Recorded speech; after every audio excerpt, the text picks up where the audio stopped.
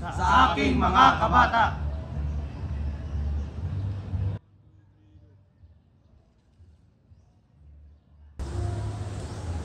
Sapagkat ang bayay sadyang umibig, sa kanyang salita'y kaloob ng langit.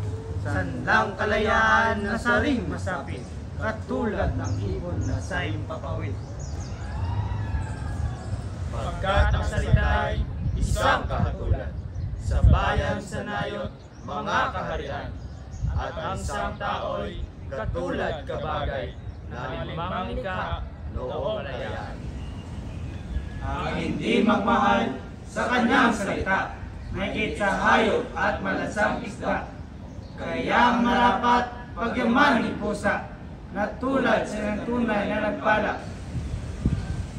Ang wikang Tagalog, tulad din sa Latin, sa Ingles, Kastila at salitang Anghel, sapagkat ang buong maalam tumingin, ang siyang nagawad, nagbigay sa atin.